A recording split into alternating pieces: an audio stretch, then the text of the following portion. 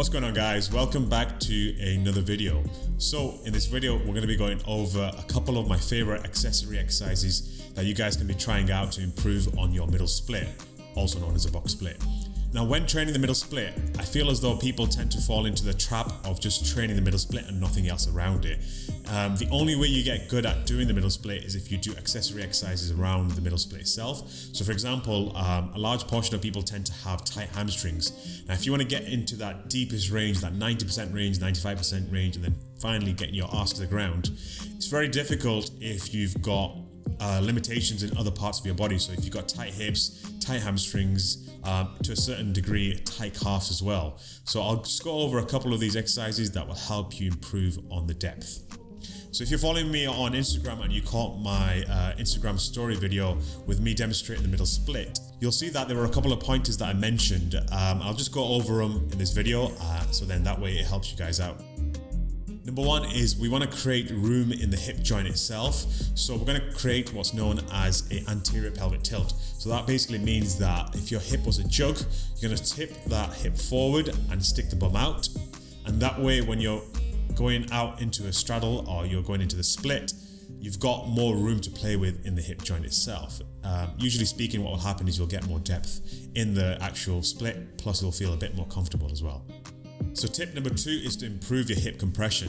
Now, I had a student that came to one of my classes a few months ago, and she was a ballet dancer. She was amazing at going into the passive range of flexibility, so she could go fully into a middle split and her pancake was solid.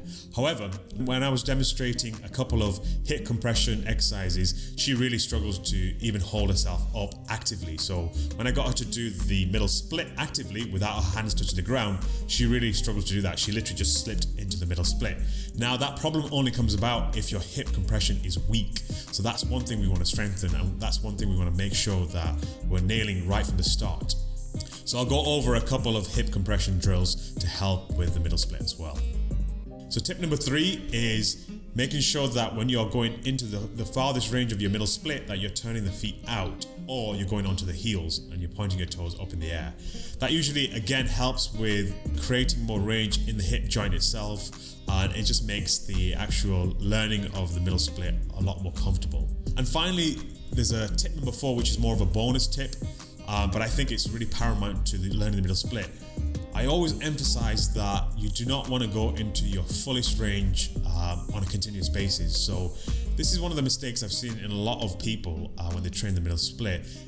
Every week they will go into the maximum range, and I feel as though that is counterintuitive for my own training and for what I've learned from my students. The reason for that is when you go into the maximum range, it usually causes discomfort and pain.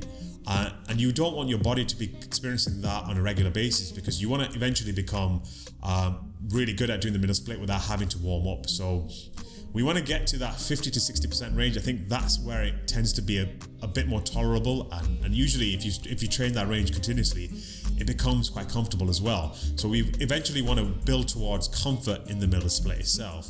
So with that out of the way, let's get straight into this video. Okay, so the first drill we're going to be focusing on is the hip flexor compression drill.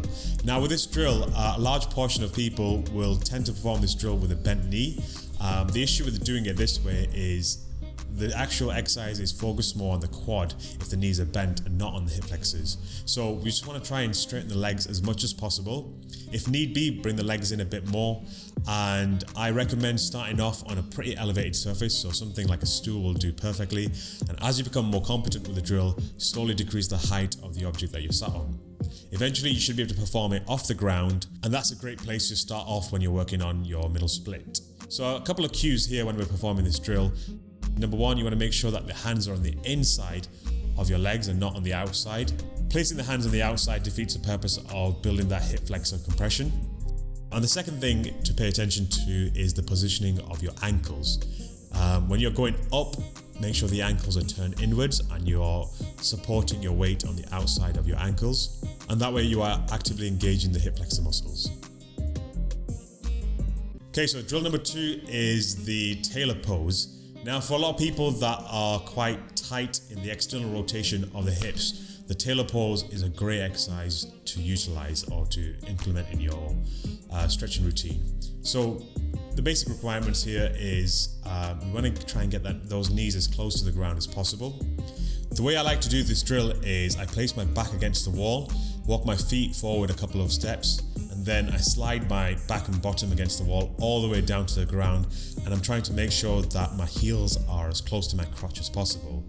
The further the heels are, the less intense the stretch will become. And then I follow a couple of contractions just to get deeper into the stretch. The first contraction is you're going to press your feet together. The second contraction is you're going to place your palms underneath your knees and imagine that you're trying to bring your knees together, and you're going to resist that with your knees. And the final one is your hands are going to go on top of the knees and you're going to push down on the knees. Again, you're going to resist that with your knees pushing up. Once you've done those contractions, you should be able to see a noticeable difference between where you were before and after the actual stretch. Drill number 3 is the squash frog stretch. Now, this is the one that most people really struggle with, and again, it works on the external rotation of the hips. So to get into position, you just want to have your knees wide apart. A lot of people tend to teach the squash frog with the legs out at 90 degrees. Now, I don't generally tend to agree with that unless you are very comfortable in the knee areas, because I've noticed a lot of students when they perform with a 90-degree angle that they feel pressure on the inside of their knees. So if you want, you can bring those heels back. And then we're going to perform a contraction in the position. Basically what you're going to do is you're going to press those knees into the ground and imagine that you're trying to bring the knees together through the ground. And a quick bonus tip when you're performing the squash frog, I like to perform it next to the wall, so my feet are placed on the wall, and that way when I'm rolling my hip forward and back, my feet are not rolling back as well. So we're feeling the maximum effect of the stretch. And secondly, what I do when I finish off doing the contraction is I slide my hips out of the squash frog, so I try and get to that position where it's completely comfortable, and then incrementally I try and push those hips backwards. So the further back those hips go, the deeper you'll feel the stretch in the hips. And then you just basically want to find a sweet spot, allow the body to completely relax, and then once the sensation has disappeared, try and go a little deeper. So what you want to do when you're performing any sort of splits or straddles or pancakes is to work on your hamstring flexibility or warm up your hamstrings at the start. So basically I'm just going over a Kit-Lockling Cossack squat variation. So there's 3 positions of the Cossack squat, and each of those positions allow us to open up different parts of the hamstring. So the first thing you want to do is go into a Cossack squat. It doesn't really matter if you are on your toes or if you can get your heels on the ground. It's just all based on preference. So one leg is going to go out to the side just like a normal Cossack squat, and then I'm going to reverse my grip so my palms are going to be facing the ceiling. I'm going to get my thumb and interlock it in between the first 2 toes. And then I'm going to try and bend the elbow, and also I'm going to try and bend the knee as well. So we don't want to perform this stretch with our leg completely straight. We want to perform it with our knee slightly bent.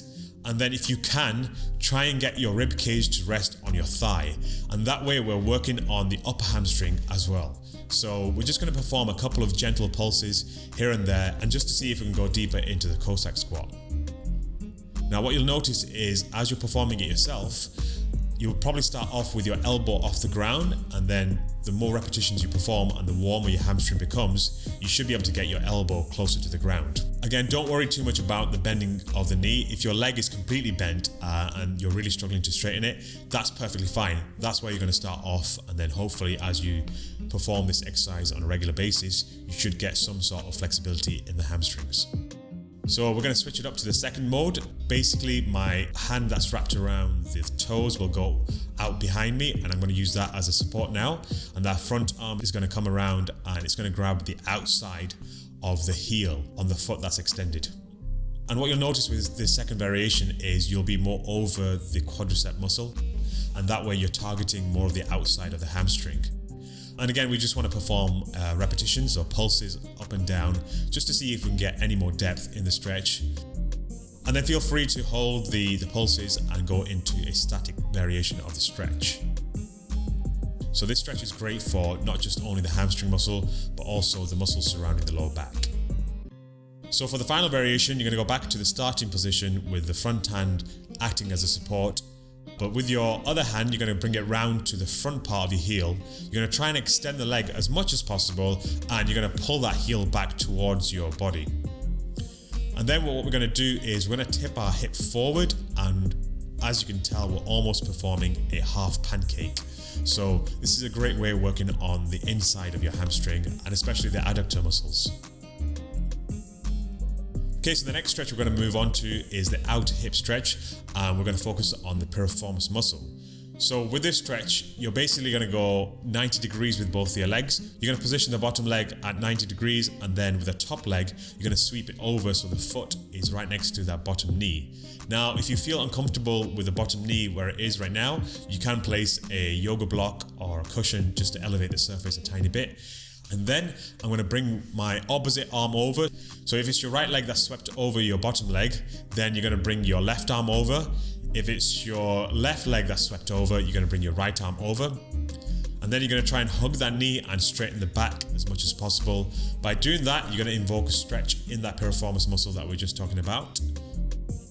So the second variation is a variation that's great for people that are feeling a bit of pain or discomfort in the top knee and the bottom knee.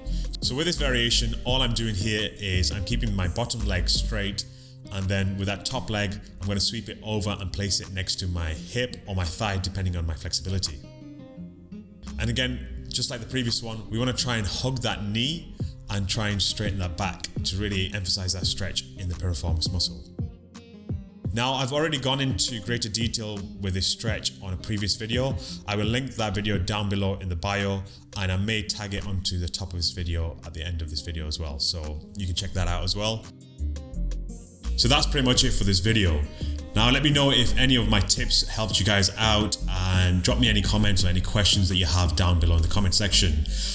Make sure to follow me on Instagram as well, where I post regular videos of how to do particular stretches, etc. And make sure to hit that subscribe button and the like button to support this channel.